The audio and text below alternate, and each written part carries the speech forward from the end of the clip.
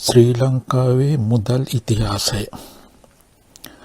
ශ්‍රී ලංකාව යනු දීර්ඝ හා ස්වයංපෝෂිත ආර්ථික ඉතිහාසයක් සතු රටකි.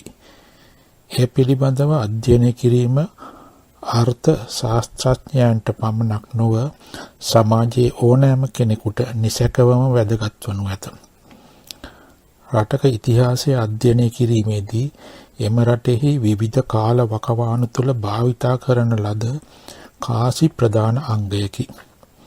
ප්‍රමාණයෙන් කුඩා වුවත් කාසි මත ඇති සලකුණු හා ඒවා හමුවන ස්ථාන අනුව රටක ආර්ථික හා සංස්කෘතික ඉතිහාසය පිළිබඳව වටිනා තොරතුරු ලබා දීමේ හැකියාවක් කාසිවලට ඇත. මේ රූපයේ දැක්වෙන්නේ ක්‍රිස්තු වර්ෂ 150 දී පමණ රෝමයේ ජීවත් වූ ටොලම විසින් අඳින ලද ලෝකසිතියම. ඔහු එය ඇඳ ඇත්තේ ඉතාමත්ම නිවැරදි මානස හා දිශානතීන්ගෙන් යුක්තවයි. ඒත් මධ්‍යධරණී ප්‍රදේශයත් යුරෝපය සහ මැද පෙරදිගත් ඉතා ප්‍රශස්ත අයුරින් නිරූපණය කළ ටොලමි සිතියම තුළ ලංකාව දක්වා ඇත්තේ ඉතා විශාල ලෙසය. ඒත් එය අහම්බයක් නොවේ. ඉන් නිරූපණය වන්නේ ඔහු ජීවත් වූ කාලයටත් පෙර සිටම ලෝකවාසීන් තුළ ලක්දිව කෙරෙහි පැවති පිළිගැනීමයි. භූමිය කුඩා වුවත් සමස්ත ලෝකය තුළ එයට තිබුණේ ඉහළ වටිනාකමක්, පිළිගැනීමක්. අතීතයේ අපේ රට ලෝවැසියන්ගේ අවධානය දිනා ගැනීමට එක් හේතුවක් වුණේ එය ඈත පෙරදිග සිට බටහිරට විහිදුණු මුහුදු සේද මාර්ගයේ හරි මැද පිහිටීමයි. එමෙන්ම එය ගොඩබිම් සේද මාර්ගයට පිවිසීමේ කවුළුවක්ද වුණා. බටහිරින්ද නැගෙනහිරින්ද පැමිණි වෙළෙන්දෝ දේශ ගවේෂකයෝ හමු වුණේ මේ බිමේදී. මේ බිම ඔවුනට වෙළඳ මධ්‍යස්ථානයක් වුණා. ඒ පිළිබඳව බොහෝ තොරතුරු ග්‍රීක, රෝම සහ චීන ලේඛකයන් රැසක් විසින් දක්වා තිබෙනවා. ඒ කරුණු වලින් හෙළිදරව් වන්නේ ලක්බිමෙහි ආර්ථික ඉතිහාසයයි.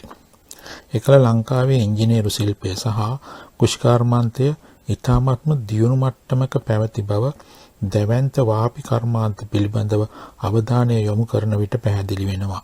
එපමණක් නොවේ, එයට සමගාමීව ලක්දිව දියුණු වෙළඳාම් රටාවක්ද ක්‍රියාත්මකව තිබුණා. ඒ පිළිබඳව තොරතුරු සෙල්ලිපි, වංශකථා, පැරණි ලිපි ලේඛන හා වෙනත් පුරාවිද්‍යාත්මක සාක්ෂි ඔස්සේ ලබාගත හැකියි.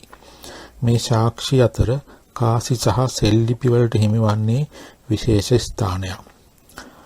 අතීත ශ්‍රී ලංකාවේ වෙළඳ ආර්ථිකය පිළිබඳ හඳුනාගත හැකි දේශීය මූලාශ්‍ර වන කාසි සහ සෙල්ලිපි විශාල ප්‍රමාණයක් දිවයිනෙහි නොයෙකුත් ප්‍රදේශවල විසිරී පවතිනවා.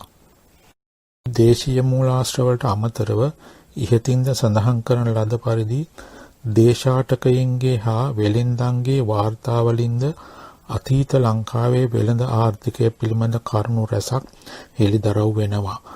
ශ්‍රී ලංකාවේ ආර්ථික ඉතිහාසය පිළිබඳ කතා පුවත ගොඩනැංවීමට මේවයින් ලැබෙන්නේ ඉමහත් පිටිවහලක්. ශ්‍රී ලංකාවේ මුදල් භාවිතය පහත සඳහන් කාල සීමාවන් වලට බෙදා වෙන් කළ හැකිය. 1. අනුරාධපුර යුගය. 2. පොළොන්නරු රාජධානි සමයේ සිට කෝට්ටේ රාජධානිය දක්වා. 3. මහනුවර යුගය. 4. යටච් විදිත යුගය. 5. පශ්චාත් නිදහස් අවධි. ශ්‍රී ලංකා මහ බැංකුව පිහිට වූ දා සිට අනුරාධපුර යුගය. අනුරාධපුර රාජධානිය ක්‍රිස්තු පූර්ව 377 සිට ක්‍රිස්තු වර්ෂ 1017 දක්වා.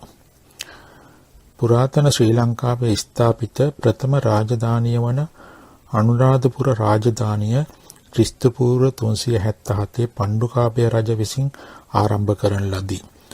අනුරාධපුර රාජධානි සමයේ වෙළඳාම් කටයුතු සහ මුදල් භාවිතය පිළිබඳ බොහෝ තොරතුරු සෙල්ලිපි වලින් හෙළිදරව් වෙනවා. එකල කාසි නිෂ්පාදනය හා බෙදහැරීම ඉතාමත්ම විධිමත් පදනමක් මත සිදු කර තිබෙන බව ඒ වයින් පැහැදිලි.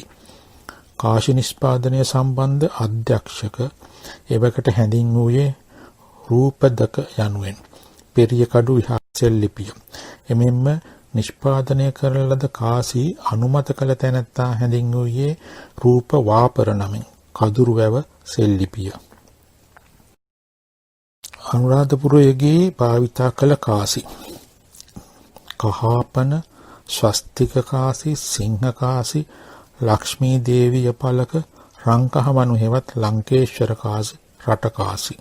දිවයිනේ මුලින්ම හඳුනාගත් ව්‍යවහාර මුදල් ලේඛකය කහපන ලෙස සඳහන් කෙරේ. ඒවා සංස්කෘත භාෂාවෙන් පුරාණ ලෙසද ඉංග්‍රීසි බසින් එල්ඩිංස් ලෙසද හැඳින්වේ.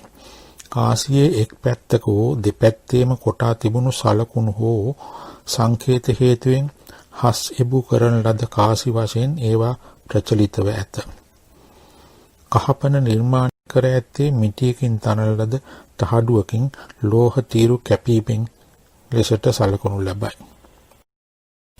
මෙම කාසි වටකුරු, චතුරස්‍රාකාර, ඍජුකෝණාස්ත්‍රාකාර හෝ දිගටි ආදී විවිධ හැඩවලින් යුක්ත වේ. ඒවායේ බර එකිනෙකට සම කරනු ලැබ ඇත්තේ කාසියේ මුළු කපා සකස් කිරීමේදී. කහපන සාදා ඇති ලෝහය බොහෝ දුරට රිදී බවට සොයාගෙන ඇත. ඒ අනුව රජය විසින් අනුමත කරන ලද කාසිවල රජයේ මුද්‍රාව තබා ඇති බව දැකිය හැකිය. එම කාසි ව්‍යවහාරයේදී එක් එක් අය අතටපත් වූ විට තම තමන්ට විශේෂ වූ විවිධ සලකුණු කාසිය මත සටහන් කර තිබෙනවා. මේ නිසා එකම කාසිය මත එකිනෙකට වෙනස් සලකුණු රාශියක් තබා ඇති බව දකින්න පුළුවන්. එවන් ඇතැම් කාසියක සලකුණු 20ක් පමණ ඇතුළත් කොට තිබෙනවා. ඉර, හඳ, ඇතා, බල්ලා, ගස ආදී එම සංකේත වලින් කීපයක්. මෙවැනි සංකේත 500කටත් වඩා කහපන කාසි මත යොදා ඇති බව හඳුනාගෙන තිබෙනවා. එහෙත් මෙම කාසි මෙරට නිෂ්පාදිත ඒවා නොවේ. ඉන්දියාවේ නිෂ්පාදිත කාසි බවටයි විශ්වාස කෙරෙන්නේ. ඒවා ජාත්‍යන්තර වෙළඳාම හරහා ඉන්දීය වෙළඳුන් මාර්ගයෙන් මෙරටට ලැබී තිබෙනවා. මෙරට කහපන නිෂ්පාදනය කර තිබෙන්නේ එම කාසි අනුගමනය කරමින්. ක්‍රිස්තු පූර්ව 3 වෙනි සියවසේ සිට ක්‍රිස්තු වර්ෂ 1 සියවස දක්වා කහපන කාසි අප රටේ භාවිතා කර තිබෙනවා. අනුරාධපුරය, තොළුවිල, වෙස්සගිරිය, සීගිරිය, බොන්නෑපොළ, දැදිගම, මිනුවන්ගොඩ, උඩවලවේ, අම්බලන්ගොඩ, තිස්ස මහාරාමය, වල්ලිපුරම්, කන්දරෝඩ, යාපනය, මුලතිව්, මාන්තොට, පදවිය, ත්‍රිකුණාමලය ආදී ප්‍රදේශ රැසකින් මෙම වර්ගයට අයත් කාසි සොයාගෙන තිබෙනවා. ස්වස්තික කාසි. ඉහතින් විස්තර කෙරෙනු සලකුණු රැසක් සහිත කහපන කාසි විශේෂයට අමතරව අනුරාධපුර සමයේ තවත් කාසි භාවිතයට ගෙන තිබෙනවා. ඇතා සහ ස්වස්තික කාසිය ඒවයින් එකක්. එය කුඩා තඹ කාසියක්. කහපන කාසියේ වරින් වර සඳහන් වුණු සලකුණු වලින් තෝරාගත් කීපයක් එක මුද්‍රාවකට ගෙන අච්චු ගැසීමක් මෙම කාසිය නිර්මාණයේදී සිදු කර ඇති බව දකින්නට පුළුවන්.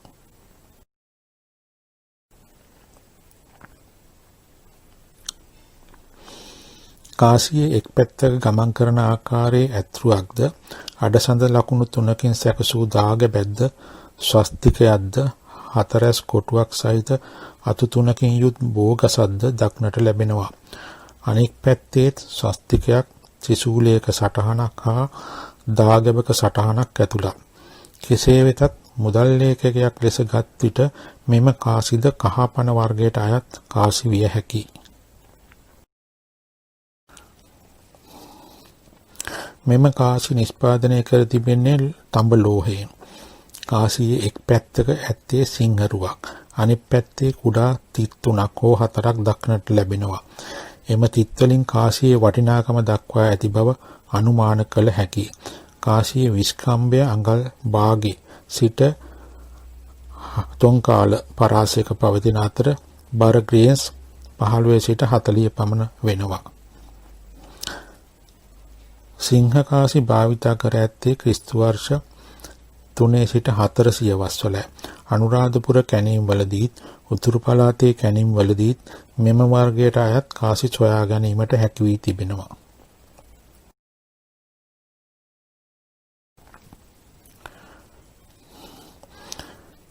ක්‍රිස්තු පූර්ව 3 සිට ක්‍රිස්තු වර්ෂ 8 වැනි සියවස තරම් ඈත කාලයේ කාන්තාවකගේ රූපයක් සහිත කාසි ප්‍රථම වරට ලංකාවේ සංසරණය වී තිබෙන්නේ. කාසිවල මුහුණත සිටින කාන්තාව ලක්ෂ්මී දේවිය ලෙසයි සැලකෙන්නේ. එම නිසා මෙම කාසි ලක්ෂ්මී තහඩු කාසි ලෙසින් හැඳින්වෙනවා. මෙම කාසි දෙආකාරයකින් නිෂ්පාදනය කර ඇති බව දකින්න පුළුවන්. ඒ වාත්තුකර හා තඹ තහඩු මත අච්චු ගැසූ ආකාරයෙන් කාසිය විවිධ ප්‍රමාණවලින් යුක්ත වූ බවකයි දක්නට ලැබෙන්නේ. ඒ අනුව වාත්තුකල වර්ගයට අයත් කාසියක දිග අඟල් 1.5 සහ පළල අඟල් 1ක් පමණ වෙනවා. කාසි නිෂ්පාදනයේදී 60% පමණ ඊයම්ද 15% පමණ තඹද මුසු කොට තිබෙනවා. නෙළුම් මලක් මත සිටින ලක්ෂ්මී දේවිය මල දෙපසින් පැන නැගි නෙළුම් දඬු දෙකක් දෑතින් අල්ලාගෙන සිටින සැටිත් උරහිස දක්වා නැගෙන එම දඬු දෙකෙහි පිපුණු නෙළුම් මල් දෙකක් මත හොඬයෙන් පැන් කලයක් බැගින් ගෙන සිටින ඇතුන් දෙදෙනෙකු විසින් ඈ ජලයෙන් ස්නානය කරන ආකාරයක් දැක්වෙනවා. කාසියෙහි අනෙක් පස ස්වස්තික ලකුණද ඇතැම් කාසිවල ස්වස්තික ලකුණ දෙපස ගොනෙකුගේ සහ පැන් කලයක රූපද දක්නට ලැබෙනවා. මෙම වර්ගයට අයත් සමහර කාසිවල ලක්ෂ්මී දේවිය දැක්වෙන්නේ නෙළුම් මලක් මත වාඩි වී සිටින ආකාරයෙන්. අනුරාධපුරය, යාපනයේ වල්ලිපුරම්, තිරුකේතිසුවරම් සහ කන්දරෝඩේ, මන්නාරම, මුලතිව්, හලාවත, තිස්සමහාරාමය ආදී විවිධ ප්‍රදේශවලින් මෙම ලක්ෂ්මී තහඩු කාසි සොයා ගැනීමට හැකි වී තිබෙනවා. ක්‍රිස්තු වර්ෂ 7 වන සියවසේ සිට 8 වන සියවස දක්වා කාලයේදී පමණ දිවයිනේ සිංහලයන් විසින් නිෂ්පාදනය කරන ලද කහවණු නමින් හැඳින්වෙන රංකාසි වර්ගයක් සංසාරයේ පැවතුණි.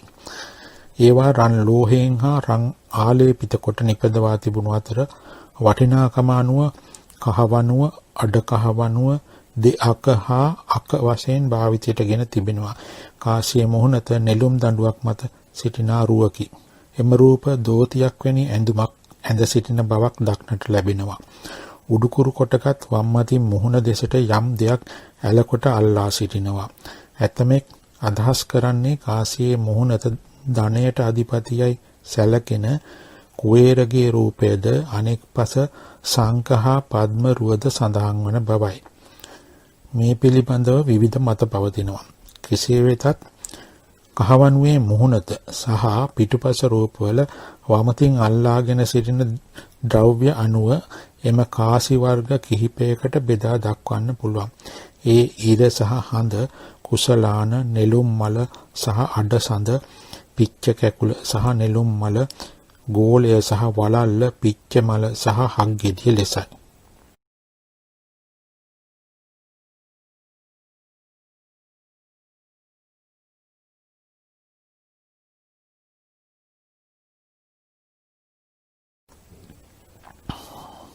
අනුරාධපුරයට රටකාසි. අතීත ශ්‍රී ලංකාව නාවක මධ්‍යස්ථානයක් ලෙස හිමි කරගෙන සිටි ස්ථානය පිළිබඳව අනුරාධපුර රාජධානි සමයේ භාවිතයට ගෙන ඇති විදේශ කාසිද සාක්ෂි දරනවා.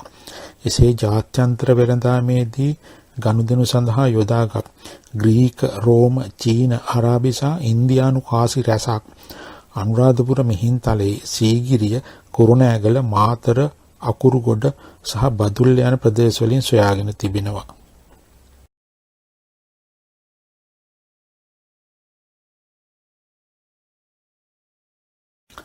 රෝමකාසි. තඹ වලින් නිෂ්පාදිත රෝමකාසි වර්ග කීපයක් අප රටේ භාවිතා කර තිබෙනවා. එම කාසි අච්චු ගසා තිබෙන්නේ රෝමයේ. දිවයිනේ නොඑක් පළාත් වලින් මෙම කාසි සොයා ගැනීමට හැකියවීමෙන් පැහැදිලි වන්නේ එම කාසි බහුලව මෙරට භාවිතයට ගෙන ඇති බවයි. කාසි වලින් විශාල සංඛ්‍යාවක් අයත් වන්නේ 4 වන සහ 5 වන සතවර්ෂවලට. එයින් පැහැදිලි වන්නේ එකල රෝම අධිරාජ්‍ය සහ අප රට අතර විශාල වශයෙන් වෙළඳ කටයුතු කෙරී ඇති බවයි. එමෙන්ම මෙම කාසි බොහෝසෙයින් භාවිතා කිරීමෙන් ගෙවී ගිය ස්වරූපයක් දක්නට හැකි. ජාත්‍යන්තර වෙළඳාම මාර්ගයෙන් ලැබුණු රෝම කාසි වලට අමතරව අප රටේද රෝම කාසි නිෂ්පාදනය කර තිබෙන බව දක්නට ලැබෙනවා. එවැනි කාසි විශාල තොගයක් මාතර නාවිමන ප්‍රදේශයෙන් හමු වී තිබෙනවා. සීගිරි හා අනුරාධපුර කැණීම් වලින් මෙම දෙවර්ගයටම එනම් දේශීය වශයෙන් නිෂ්පාදිත රෝම කාසි සහ රෝම අධිරාජ්‍යයේ නිෂ්පාදිත රෝම කාසි සොයා ගැනීමට හැකි වී තිබෙනවා. මෙම කාසි දෙවර්ගය අතර දක්නට ලැබෙන ප්‍රධාන වෙනස වන්නේ රෝමයේ නිෂ්පාදිත කාසිවල දක්නට ලැබෙන ඉංග්‍රීසි අකුර දේශීය වශයෙන් නිෂ්පාදිත කාසිවල දක්නට නොලැබීමයි. ඒ වෙනුවට නොයෙකුත් හැඩයෙන් යුත් ඉරි කැබලි කාසිවල ඇතුළත් කොට තිබෙනු දකින්නට පුළුවන්.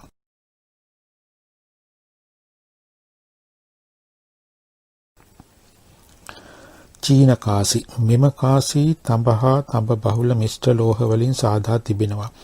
එක් එක් යුගවලදී නිෂ්පාදනය කර ඇති කාසි විවිධ ප්‍රමාණ වලින් යුක්තයි. වෘත්තාකාර හැඩයක්ගත් මෙම කාසි මැද සමචතුරස්‍රාකාර කොටුවක් හිදැසක් ලෙස සාදා තිබෙනවා. එහි පැති හතරේ චීන රූපාක්ෂර වලින් චීන අධිරාජ්‍යයේ නම සඳහන් කර තිබෙනු දැකිය හැකියි.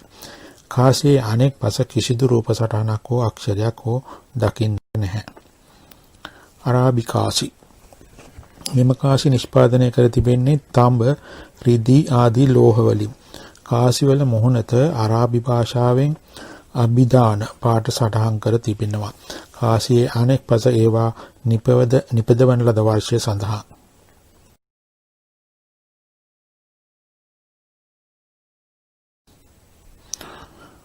පොළොන්නරු රාජධානි සමයේ සිට කෝට්ටේ රාජධානිය දක්වා ක්‍රි.ව. 1017 සිට 1597 දක්වා. පොළොන්නරුව රාජධානිය 1017 සිට 1070, 1070 සිට 1232, දඹදෙණිය 1232 සිට 1272, යාපහුව 1272 සිට 1293, කුරුණෑගල 1293 සිට 1340, ගම්පොළ 1341 සිට 1374 සහ කෝට්ටේ සීතාවක 1521 සිට 1593, 1372 සිට 1597 යන රාජධානි මෙම කාලයට අයත් වේ. ක්‍රි.ව. 1017 සිට 1070 කාලයේ ලංකාවේ උතුරු ප්‍රදේශය පාලනය කරමින් සිටි චෝල රජවරුද අනුරාධපුර රාජධානි සමයේ අවසන් භාගයේ නිකුත් කරන ලද කහවණුවට සමාන කාසියක් නිකුත් කර තිබෙනවා. එහෙත් එය නිෂ්පාදනය කර තිබෙන්නේ රළු නිමාවකින් යුතුව. නිෂ්පාදනය සඳහා භාවිතා කර තිබෙන්නේ තඹ. මෙම කාසිවල දැකිය හැකි සුවිශේෂ ලකුණක් වූයේ ඒවා නිකුත් කරන ලද පාලකයන්ගේ නම් සඳහන්ව තිබීමයි. එසේ කාසි නිෂ්පාදනයේදී නම් ඇතුළත් කොට නිකුත් කරන ලද පළමු වන දේශීය කාසිය වන්නේ මේවායි.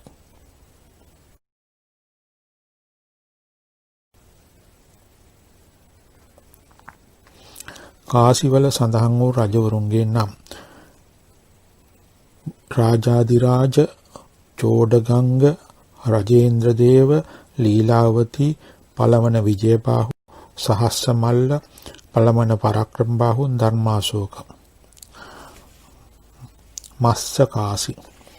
චෝල බලය බිඳ දමමින් රට එකසේසත් කළ සහ පොළොන්නරු රාජධානියේ ආරම්භය සනිටුහන් කළ පළමුවන විජයබාහු රජුද කහවණු නිකුත් කළා. ඔහු කාසි නිෂ්පාදනයේදී ඒවාට තම නම ඇතුළත් කළා. ඒ අනුව කාසිවල සිය නම ඇතුළත් කොට ඒවා නිකුත් කළ පළමු සිංහල රජු වූයේ පළමුවන විජයබාහු රජතුමායි. එය හැඳින්වූයේ මස්ස නමින්. පොළොන්නරු යුගයේ ආරම්භයේ සිට දඹදෙණි යුගයේ අවසානය දක්වාම රජුගේ නම යොදා කාසි නිකුත් කිරීමේ මේ පිළිවෙත ක්‍රියාත්මක කිරුණා. රජවරුන්ගේ නම් දක්වා තිබෙන්නේ නාගරී අක්ෂර වලින්.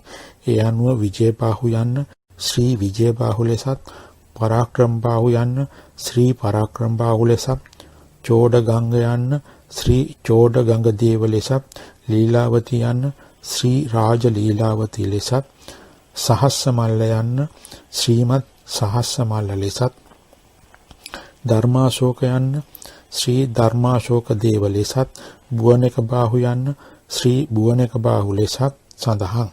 එහෙත් නිස්සංගමල්ල රජුගේ නම සඳහන් වන්නේ ශ්‍රී කලිගලකේජන් ලෙසින්. විජයබාහු හා පරාක්‍රමබාහු යන රජවරුන් විසින් නිකුත් කරන ලද කාසිවල ඔවුන්ගේ නම කෙටීමේදී ඒවා කීවැනි විජයබාහු රජුගේ කාලයේ නැතහොත් කීවැනි පරාක්‍රමබාහු රජුගේ කාලයේ නිකුත් කරන ලදදැයි සඳහන් කර නැහැ. නාගරී අක්ෂර වලින් නම පමණක් එකම ආකාරයෙන් සඳහන් කර තිබෙනවා. එමෙන්ම ලීලාවතී රැජිනද කාල පරිච්ඡේද 3කදී බලයට පත්ව ඇතත් ඇය විසින් නිකුත් කරන ලද කාසිද එම කාල පරිච්ඡේද වලින් කිනම් එකක නිකුත් කරන ලද ඒවාදැයි හඳුනා ගැනීමට හැකියාවක් නැහැ. පොළොන්නරු රාජධානි සමයේ චෝල රජවරුන් වන පළමුවැනි රාජරාජ ක්‍රිස්තු වර්ෂ 985 සිට 1016 දක්වා, පළමුවැනි රාජේන්ද්‍ර ක්‍රිස්තු වර්ෂ 1012 සිට 1044 දක්වා හා පළමුවැනි රාජාධිරාජ ක්‍රිස්තු වර්ෂ 1018 සිට 1054 දක්වා විසින් නිකුත් කරන ලද කාසිද පාණ්ඩ්‍ය රජවරුන් විසින් නිකුත් කරන ලද කාසිද භාවිතයට ගෙන තිබෙනවා. ඊට අමතරව චීනයේ සුම්පෙළපතේ රජවරුන්ගේ කාසි සහ අරාබි කාසිද භාවිතයට ගෙන තිබීමෙන් පැහැදිලි වන්නේ අනුරාධපුර රාජධානි සමයේ සේම පොළොන්නරු රාජධානි සමයේද ලංකාව ජාත්‍යන්තර වෙළඳාම් මේ යෙදී තිබෙන බවයි. දඹදෙණි කාසි, මධ්‍යකාලීන කාසි.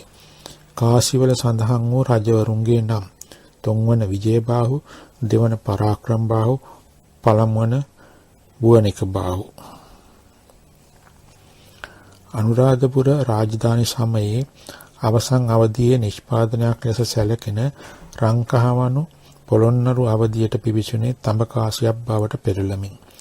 කොහොම වුණත් පොළොන්නරු යුගයේ ආරම්භයේ සිට දඹදෙණි යුගය දක්වා භාවිතා කරන ලද කාසි, මධ්‍යකාලීන කාසි, දඹදෙණි ලෙස හඳුන්වනු ලබනවා.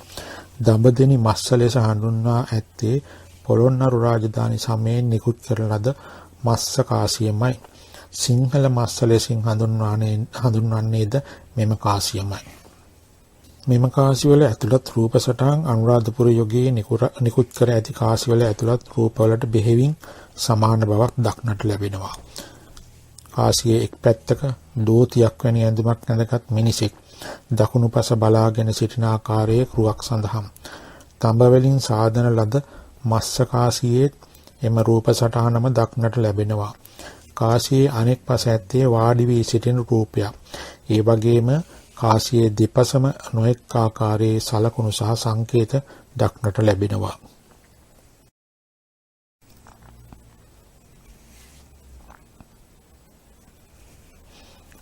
සිංහ කාසි. 6 වෙනි පරාක්‍රමබාහු ක්‍රිස්තු වර්ෂ 1412 සිට 1467 රජුගේ නම සඳහන් කාසියෙහි විශේෂත්වයක් දක්නට ලැබෙනවා. ඒ කාසියේ මුහුණත ඇති සිටගෙන සිටිනා මිනිස් රූපයට දකුණු පැත්තේ සිංහ රූපයක් ඇතුළත් කොට තිබීමයි. එම කාසිය හැඳින්වුවේ සිංහ කාසි නමින්. රජවරුන්ගේ නම් ඇතුළත් කොට නිකුත් කළ කාසි පෙළෙහි අවසන් කාසිය වූයේ මෙයයි. සේතු කාසි. මෙම කාසි නිකුත් කර තිබෙන්නේ 13 වන සියවසේදී පමණ යාපනයේ ප්‍රදේශයේ බලයට පත්ව සිටි ආර්ය චක්‍රවර්ති රජු විසින්. මෙය දඹදෙණි මස්සෙහි අනුකරණ කාසියක්. කාසියේ එක පැත්තක ගවයෙකුගේ රූපයක්ද අනෙක් පස දඹදෙණි මස්ස කාසියේ දක්නට ලැබෙන සිටගෙන සිටින මිනිස් රුවද දක්නට ලැබෙනවා. කාසියේ නිපදවා තිබෙන්නේ තඹ වලින්. මෙම කාසි වැඩි වශයෙන් සොයාගෙන ඇත්තේ නල්ලූර්, තින්නවේලි, කෝපායි, සන්දලිප්පායි, සොන්තූර්, නාගර්කෝවිල් සහ මාංකුලම් ආදී ප්‍රදේශවලින්. මහනුවර යුගය ක්‍රිස්තු වර්ෂ 1474 සිට 1815 දක්වා. සිංහල රාජතන්ත්‍රයේ අවසාන අගනුවර මහනුවර වේ. ක්‍රිස්තු වර්ෂ 1474 දී පමණ ආරම්භී මහනුවර රාජධානිය 1815 මාර්තු 2 දින උඩරට ගිවිසුම් මගින් ලංකාවේ ස්වෛරීත්වය ඉංග්‍රීසින් වෙත පවරා දෙනතුරු ස්වාධීන රාජ්‍යයක් ලෙස පැවතුණි. 16 වන සියවසේ සිට 18 වැනි සියවස දක්වා කාලය තුල ශ්‍රී ලංකාවේ මුහුදුබඩ ප්‍රදේශ අත්පත් කරගෙන සිටි පෘතුගීසි හා ලන්දේසි පාලන සමයන් මහනුවර යුගය තුල දැකගත හැකි විය. සිංහලයේ කන්ද හේවත් කන්ද උඩරට රාජධානියේ භාවිතා වූ මුදල් වර්ග කීපයක් ගැන අපේ ඓතිහාසික ලේඛනවල සඳහන්. මහනුවර යුගයේදී භාවිතා කළ කාසි, අඟුටු මස්ස, කොකු කාසි, ලාරීම්, දඹදෙනි කාසි, සල්ලි, ඉන්දියානු වරාගම, චුට්ටුව, පනම, තංගම.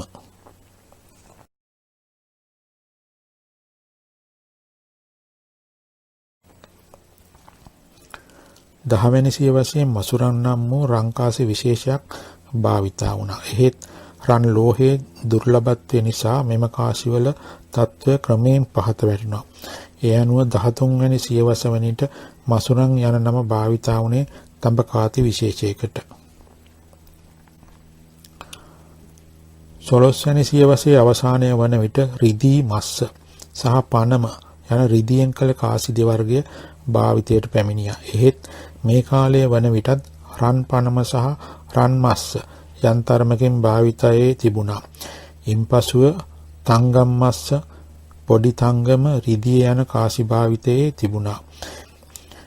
ඉන්දියානු වරාගම අපේ රටේ භාවිතයට පැමිණියේ 18 වන සියවසේදී.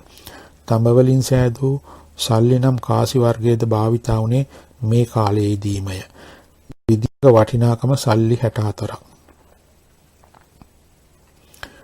මේ කාලයේදීම ලන්දේසි කාසියක් වන ස්ටිව ද කන්ද උඩරට රාජ්‍යයේ භාවිතා වුණා. සිංහලයේ අපේ ඇත්තෝ ඒ කාසි හැඳින්වුවේ තුට්ටු නමින්. මුලාශ්‍රය උඩරට මහ කැරැල්ල ආචාර්ය තෙන්නකෝන් විමලානන්ද. මේ හැරුණු විට මහනුවර රාජධානි සමයේ ලාරීන්, දඹදෙනි කාසි සහ තංගම කාසි වර්ග රැසක් ගනුදෙනු සඳහා භාවිතා කර තිබෙනවා. කෝට්ටේ හා මහනුවර අවදිවල අඟුටු මස්ස හේවත් කොකු කාසි භාවිතයට ගෙන ඇති අතර ඒ රිදියෙන් නිමවා තිබුණා. කොක්කක ආකාරයකට නිමවා ඇති මෙම කාසි මුලින්ම පර්සියාවේ සිට පැමිණි වෙළෙන්දන් විසින් ගෙන එන්නට ඇතැයි විශ්වාස කරනවා. එය ලාරින් යනුවෙන්ද හඳුන්වා තිබෙනවා. මහනුවර යුගයේ රජවරුද මෙම කාසිවලට හැඩයෙන් සමාන ආකාරයේ කාසි නිපදවා සංසරණයේ යෙදූ බව සිය අත්දැකීම් අල්ලා ලියූ කෘතිවල සඳහන් කර තිබෙනවා. යටත් විජිත යුගය අනුරාධපුර, පොළොන්නරු, මහනුවර යනාදී වශයෙන් අප මෙසේ පැරණි ලංකාවේ යුග බෙදා දැක්වුවද ඒ සෑම යුගයකම ලංකාව එකම රජ කෙනෙකු යටතේ පාලනය වූයේ නැහැ. විවිධ අවස්ථාවල ලංකාව විදේශීය ආක්‍රමණවලටද නතු වුණා. එහෙත් කෝට්ටේ රාජධානි සමයතෙක් ලංකාව ආක්‍රමණය කළ වූයේ චෝලයන්. ඒ සෑම කාලයකම සේද මාවත ඔස්සේ කෙරෙනු ජාත්‍යන්තර වෙළඳාමේ ප්‍රතිලාභ ඔස්සේ කීර්තිය දිනා ගැනීමටත් එය රැක ගැනීමටත් අපට හැකි වුණා. එහෙත් ක්‍රිස්තු වර්ෂ 1453 දී බයිසන්ටයින් අධිරාජ්‍යයේ අගනුවර වූ කොන්ස්ටන්තිනෝපලය බිඳ වැටීම සමග මෙම තත්ත්වය වෙනස් වන්නට වුණා. යුරෝපීයයන් මහා සමුද්‍ර ඔස්සේ පෙරදිගට මාවතක් සොයීමට උත්සුක වුණා. සැබවින්ම ඔවුන් පෙරපර දෙදිගම ජය ගැනීමට සමත් වුණා. ඒ අනුව මුලින්ම පරංගීන්ගේද දෙවනුව ලන්දේසීන්ගේද අවසන ඉංග්‍රීසින්ගේද අනසකට නතු වීමට අපට සිදු වුණා. පෘතුගීසි යුගය 1505 සිට 1658 දක්වා 1505 වසරේ ඉන්දියානු පෘතුගීසි රාජ්‍යයේ ආණ්ඩුකාරයා ලෙස කටයුතු කළේ ලොරෙන්සෝ ද අල්මේදාගේ පුත්‍රයා වූ ඩොන් ෆ්‍රැන්සිස්කෝ ද අල්මේදාය. සාමාන්‍යයෙන් පිළිගැනෙන්නේ ලොරෙන්සෝ ද අල්මේදා ඇතුළු පිරිස මුස්ලිම් නෞකාවක් කොල්ලකමින් ලුහු බඳිමින් සිටි අවස්ථාවක කුණාටුවකට අසු වී ශ්‍රී ලංකාවේ ගාලු වරාය ආසන්නයට ගසාගෙන පැමිණි බවයි. කෙසේ වෙතත් මෙවැනි හුදු අහම්බයකින් පමණක් ශාස්ත්‍රීය වෙළඳ මධ්‍යස්ථානයක් පැවති ශ්‍රී ලංකාව වෙත පෘතුගීසින්ගේ සූක්ෂම අවධානය යොමු වූ බව සිතීම තරමක් අපහසුය. පරංගීන් මෙරට මුහුදුබඩ පළාත් සිය අනසකට නතු කර ගැනීම සමග ක්‍රිස්තු වර්ෂ 1506 සිට 1658 කාලයේ කාසි වර්ග කීපයක් නිකුත් කර තිබෙනු දකින්නට පුළුවන්. පෘතුගීසි යුගයේදී භාවිතා කළ කාසි ශාන්තුවර කාසි, තංගම, මලක්කා රිදී, ක්‍රුසාඩෝ, ගිනිමැස්ස රිදී, චක්‍රම්, පනම්, රන් රිදී, ලාරින්ස්, රම්පගෝදි. මලක්කා කාසිවල එක පැත්තක ප්‍රතිකාල රාජ්‍ය ලාංඡනයත් ඒ දෙපැස AM හෝ MA හෝ DM හෝ යන අකුරුත් සඳහන්. AM අකුරු වලින් අදහස් කර ඇත්තේ ආසියා මලකාව, ඒෂියා මලක්කා යන්න. එමෙන්ම MA සහ DM අකුරු වලින් මලකාව, මලක්කා, මලක්කා ද අදහස් කර තිබෙනවා. කාසියේ අනෙක් පස තංගම යන්න දැක්වීමට ඒ සහ T අකුරු යුගල එකක් මත එකක් තිබෙනසේ ඇතුළත් කර තිබෙනු දකින්න පුළුවන්. එමෙන්ම කාසියේ එම පැත්තේ එය නිකුත් කළ වර්ෂයද සඳහන්. පරංගීන් මෙම කාසි වර්ගය ලංකාවේ භාවිතය සඳහාම ගෝවෙහි නිෂ්පාදනය කර තිබෙනවා.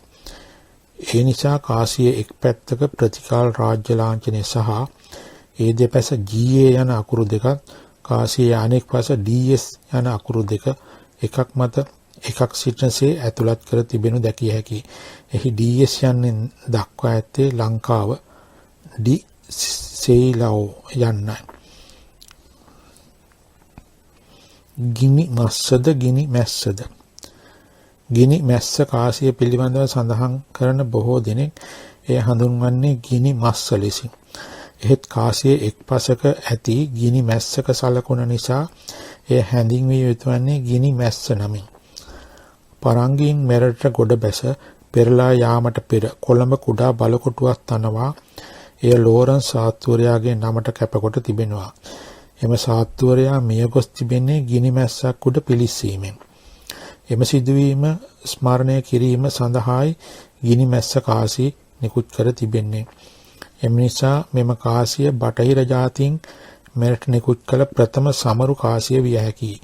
ගිනි මැස්ස කාසි ක්‍රිස්තු වර්ෂ 1640 තංගම කාසි ලෙසත්, ක්‍රිස්තු වර්ෂ 1645 දී දී තංගම කාසි ලෙසත් නිකුත් කර තිබේ.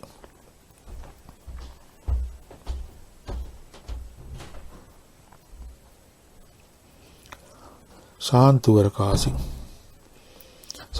කාසි කාණ්ඩෙහි එක් පැත්තක ප්‍රතිකාල රාජ්‍ය ලාංඡනය සහ ඒ දෙපැස GA යන අකුරුත්, අනෙක් පැත්තේ ශාන්තුවර යුගයේ රූ සටහනක් සහ කාසිය නිකුත් කළ වර්ෂයත් සඳහන්. එමෙන්ම කිනම් ශාන්තුවරයා ඉන් නිරූපණය වන්නේද යන්න දැක්වීමට රූපය දෙපස ST සහ ST ආදී අකුරු වලින් එවැනි ශාන්ත තෝමස්, ශාන්ත ෆිලිප් ආදී ශාන්තුවරයන් දක්වා තිබෙනවා. පෘතුගීසි පාලන සමයේ මෙම කාසිවලට අමතරව ක්‍රුසාඩෝ, චක්‍රම්, පනම්, ලාරින්ස් වැනි වෙනත් කාසි වර්ගද ඉන්දියාවේ මෙන් රන්පගෝදි, රම්පනම් සහ රිදී පනම්ද භාවිතයට ගෙන තිබෙනවා. ලන්දේසි යුගය 1658 සිට 1796 දක්වා. ක්‍රිස්තු වර්ෂ 1658 ලන්දේසීන් විසින් පෘතුගීසීන් පළවා හැර ශ්‍රී ලංකාවේ මුහුදුබඩ ප්‍රදේශ සිය පාලනයට නතු කර ගන්නා ලදී. ප්‍රථමයෙන්ම මඩකලපුවද 1638, දෙවනුව ගාල්ලද 1640, 1656 දී කොළඹ හා අවසානයේ යාපනයේද 1658 දී ඔවුන් විසින් සිය පාලනයට නතු කර ගන්නා ලදී.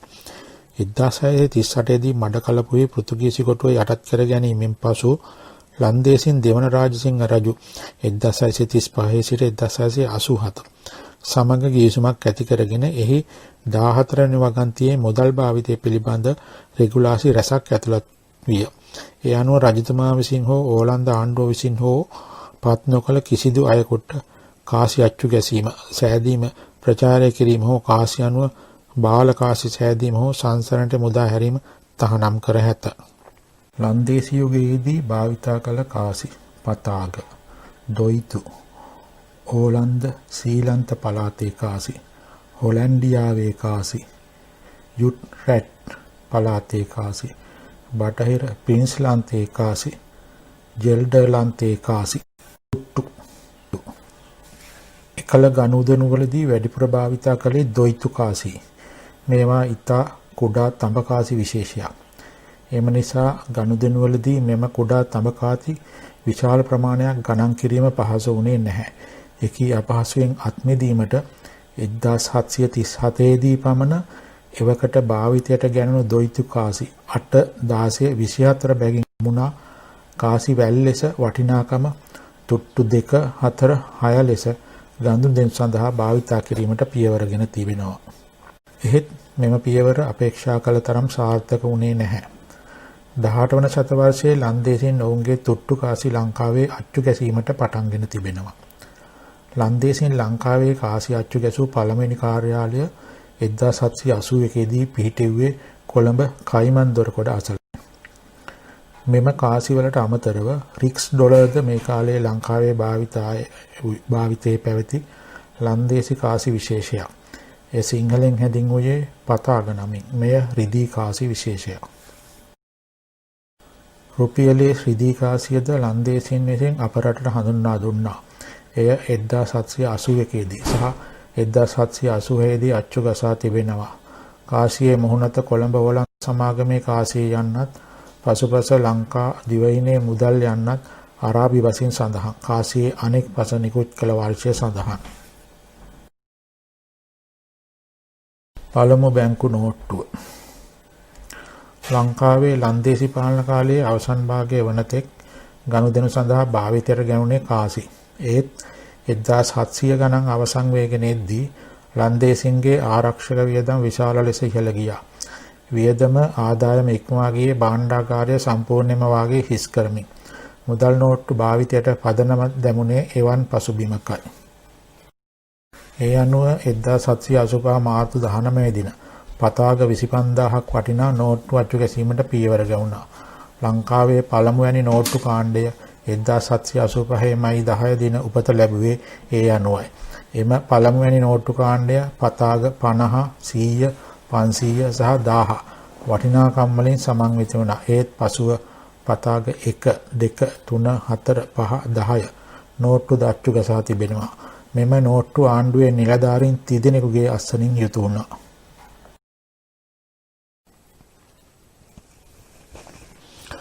බ්‍රිතාන්‍ය යුගය 1796 සිට 1948 දක්වා.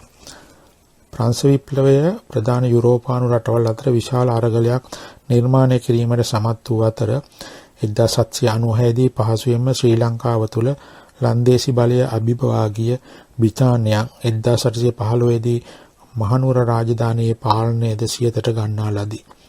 මේ අනුව ඔවුන් මුළු දිවයිනම පාලනය කළ ප්‍රථම යුරෝපානු රට වූයේය. ශ්‍රී ලංකාව 1802 දී කිරීටයට යටත් රාජ්‍යයක් වූ අතර 1818 දී දිවයිනට ඒකීය පාලනාධිකාරියක් පත් කිරීමට පියවර ගන්න ලැබීය. බ්‍රිතාන්‍ය යුගයේ භාවිතා කළ කාසි තාරකා පගෝදි, ෆාර්දීන්, තුට්ටු, පනම්, පතාගය, රිදී කාසිය, රුපියල් භාගය, ඉන්දියානු රුපියල, රුපියල් කාල, දොයිතු. ඉංග්‍රීසින් ගනුදෙනු සඳහා මුලින්ම මෙරට භාවිතා කළ කාසි දෙවර්ගයක් තිබුණා. ඉන් එකක් වූයේ එවකට ඔවුන් මදුරාසියේ භාවිතා කරමින් සිටි තාරකා පගෝදිය නම් රන් කාසියයි. එය පනම් 45කට හෝ තුට්ටු 180කට හෝ සම වුණා. අනෙක් කාසිය තඹ කාසි විශේෂයක්. එය 1794 සහ 1797 එංගලන්තයේ අච්චු ගැසූ කාසියක්.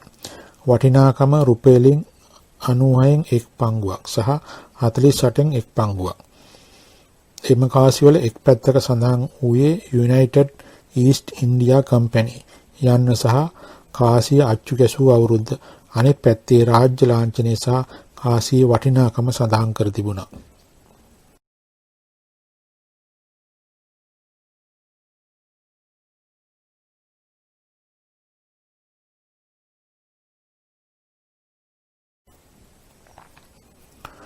ඔවුන් 1801 දී තුට්ටුව, තුට්ටු භාගය සහ තුට්ටු කාසය නිකුත් කර තිබෙනවා.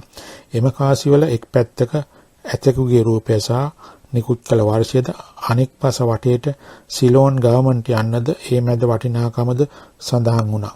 තුට්ටුවේ කාසියේ වටිනාකම සඳහන් වූයේ 48 ලෙසය. තුට්ටු භාගය කාසියේ 96 ලෙසය. තුට්ටු කාල කාසියේ 192 ලෙසය. එසේ සඳහන් වූයේ පගාතයට එක් කාසි වර්ගයෙන් සම වෙන ගණනයි. මෙම කාසි 1801 සිට 1804 දක්වා කිහිප වරක් අච්චු ගසා තිබෙනවා. කාසි වලට අමතරව ඉංග්‍රීසිහු ලන්දේසින් සේම මුදල් නෝට්ටුද නිකුත් කළා. පළමුවන මුදල් නෝට්ටු තොගය නිකුත් කළේ 1800 දී. 1801 දක්වාම ඉංග්‍රීසින් පොත්වල ගණන් හිලව් සටහන් කළේ තාරකා ප්‍රගෝධිකමයට. ඒත් මෙරට ඉංග්‍රීසීන්ට යටත්ව තිබූ පෙදෙස 1802 දී යටත් විජිත බාර මහලේකම්ගේ යටතට පත්වීමත් සමග මේ ක්‍රමය වෙනස් කෙරුණා.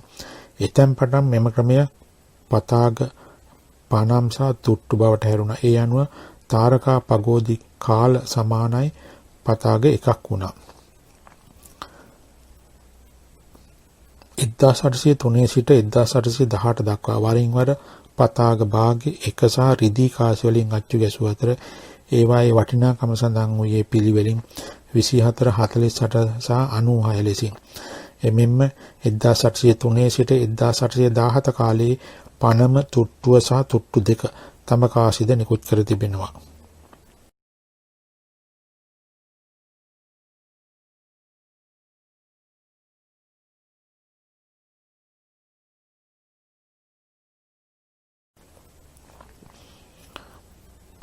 බ්‍රිතාන්‍ය පාලන සමයේ ෆාර්දීන් බ්‍රිතාන්‍ය තුට්ටු පතාගය රිදී කාසි එනම් ඉන්දියානු රුපියල් භාගය සහ රුපියල් කාල ආදීට අමතරව සතය සහ සත දෙක, සත පහ, සත 10, සත 25, සත 50 ආදී කාසිද භාවිතයට ගැනුණා. 1815 දී ඇති වූ උග්‍ර කාසිංගයට පිළියමක් ලෙස ලන්දේසීන්ගෙන් අත්පත් කරගෙන එතෙක් රාජසන්තකයේ තබාගෙන සිටි දොයිතු කාසි රැසක් පතාග 37339ක් වටිනා දොයිතු සංසරණයට එක් කළා. බ්‍රිතාන්‍ය යුගයේදී නෝට්ටු නිකුත් කිරීමේ අධිකාරිමය බලය හිමි වී තිබුණේ ආයතන තුනකටය. එක මහා භාණ්ඩාගාරය විසින් නිකුත් කළ නෝට්ටු 1827 සිට 1855 දක්වා.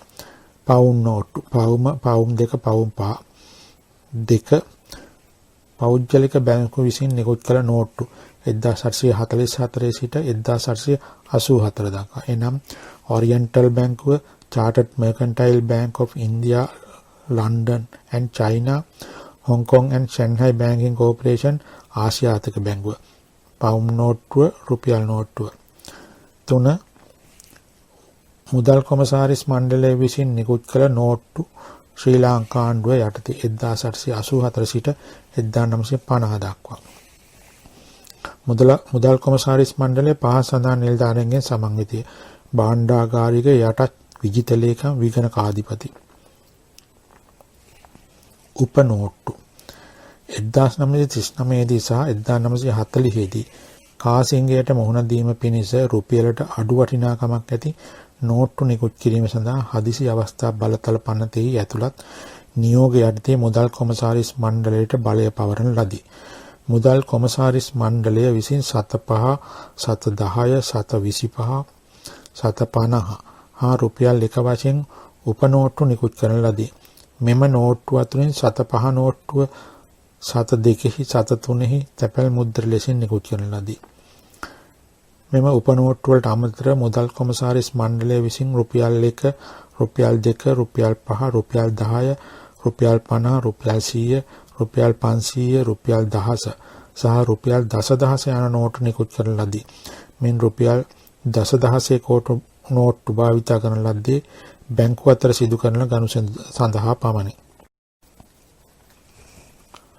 නිදහසින් පසු යුගයේ මහ බැංකුව පිහිට වූ දා සිට 1949 අංක 58 දරන මුදල් නීති පනතේ ඇති කොන්දේසි වලට අනුව 1950 අගෝස්තු 28 දින මහ බැංකුව පිහිටවන ලදී. අනෙක් කාර්යයන් අතර මුදල් නෝට්ටු සහ කාසි යන දෙවර්ගයම ඇතුළත් ව්‍යවහාර මුදල් නිකුත් කිරීම පාලනය කිරීම සඳහා මුදල් මණ්ඩලයක් ස්ථාපනය කිරීමට මුදල් නීති පනත අවකාශ සැලසුවේය. ශ්‍රී ලංකා මහ බැංකුව විසින් නිකුත් කළ කාසි. ලංකාව තුළ ඉංග්‍රීසින් විසින් නිකුත් කළ නෝට්ටු 1950ක වන තුරුද කාසි 1963 වන තුරුද භාවිතා කරන ලදී. පළමු වන කාසි කාණ්ඩය හඳුන්වා දෙන ලද්දේ 1963 දී. මෙම කාසි කාණ්ඩයේ මුහුණත මගින් ලංකාවේ රාජ්‍ය ලාංඡනය හඳුන්වා දෙන ලදී. මෙම කාණ්ඩය පහ සඳහන් කාසි වලින් සමන්විතය. 7 ඇලුමිනියම්, 7 ඇලුමිනියම්, 7 පිත්තල, 7 පිත්තල, 7 තඹ නිකල්, 7 තඹ නිකල්, රුපියල තඹ නිකල්. 1950 සිට ශ්‍රී ලංකා මහ බැංකුව විසින් මුදල් නෝට්ටු කාණ්ඩ 11ක් නිකුත් කරනු ලැබ ඇත.